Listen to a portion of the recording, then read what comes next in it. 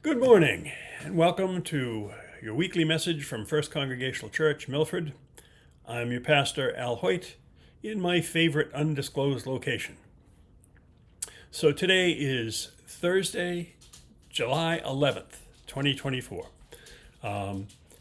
All this week, as I mentioned on Sunday, is the Silver Lining Circus Camp from 8:30 to 4:30 each day in the parish house and on the grounds. This Sunday, July 14th, weather permitting, will be outdoors and be live streamed. Please bring your own camp style chair or folding chair if you have one.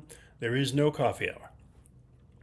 Monday through Friday next week is the Silver Lining Circus Camp.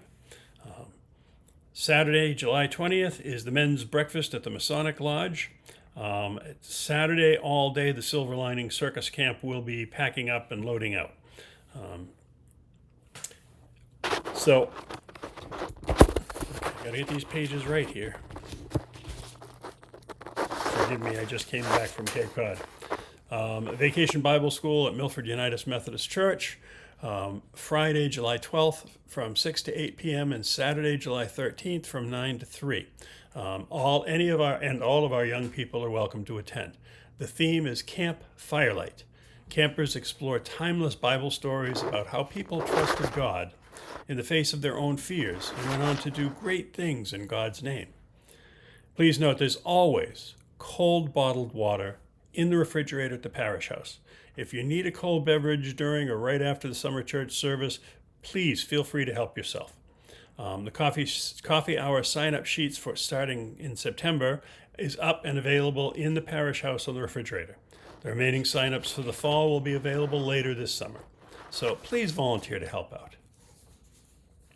So we received this notice that the Andres Institute of Arts Visitors Center is holding a special reception at the AIA Gallery on 106 Route 13 in Brookline on 2 p.m.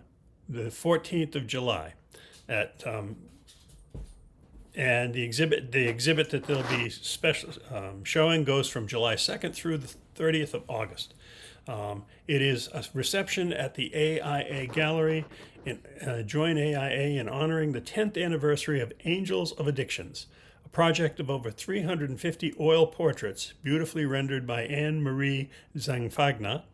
The 50 paintings feature focus on capturing the essence and joy of the individuals portrayed, offering a powerful narrative away from the struggles of addiction and emphasizing hope and the human spirit. This will be posted probably on our website and on the bulletin board in the narthex.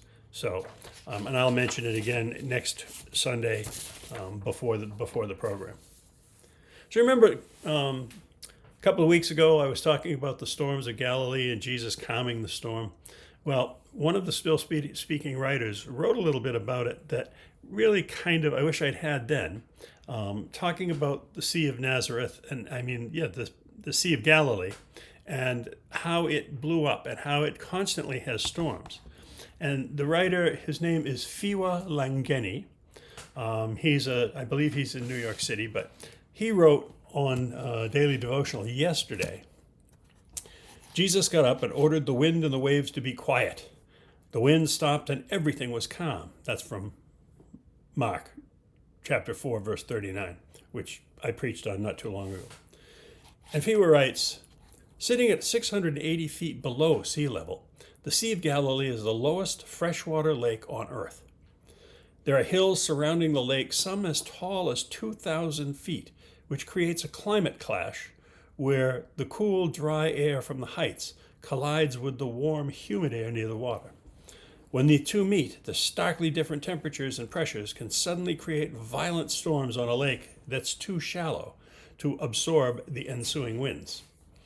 After a long day serving the people, the napping disciples were rudely awakened by the abrupt, perfect storm that had brewed up. They sprang into action to right the boat, and despite their expertise, they were losing the battle against the monstrous waves and ferocious winds. In a panic, they woke Jesus, and he sternly demanded the storm to be still. And just like that, the waters and the winds stopped acting violently. As Christ followers, we too face storms, complex societal storms emerging from systemic injustices and divisive ideologies. Like the disciples on that boat, we must wake up these realities, recognize their depths and intricacies, and we've got to recognize the interconnected factors that brew these perfect storms in our lives. All the isms, violence, inequality, and so much more. Let's not remain sleeping, with the perfect storms abruptly forming around us, like an active faith and a collective effort. We can speak truth to power. Take action where we have influence and call on God's presence to calm the turbulence around us. And Biwa's prayer is, awaken the Christ within us to collectively command the storms around us to be still. Amen. I thought that was an interesting take on that, especially the bits about the geology of that area. But at the same time, we are living in a time of turmoil. Everyone seems to be at each other's throats. There's no one seeming to have just a calming presence. And maybe that's where we fit in. We as Christians fit in, is learning to recognize what's going on and to be a calming influence for anyone who's pushing those kinds of argumentative kind of things. I've noticed that certain people just always seem to be looking for an argument. And what we can do is just refuse to participate. Yes, this person is saying something that I don't agree with. I really don't agree with. But I don't have to antagonize them. I can just walk away. I can smile and say thank you for your input and walk away. Right? It can be difficult, but it can also be very effective at becoming the calming presence that we so desperately need right now. So please join me in the Lord's Prayer. Our Father, who art in heaven, hallowed be thy name. Thy kingdom come, thy will be done on earth as it is in heaven.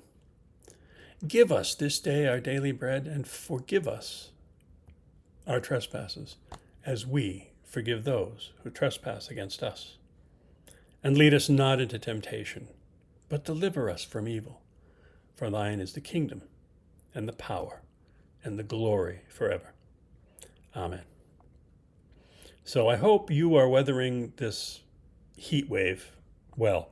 I hope you found a place to keep cool, or at the very least, not to be subjected to so much of this deadly heat. Vernon and I had to drive down to Cape Cod yesterday. And while we were there for the funeral of a good friend who passed. And it was a very, very large funeral.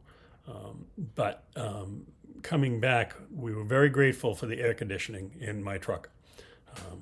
But we managed to see a bunch of old friends, and although it was sad circumstances, it was good to see so many people that have been such an important part of our lives.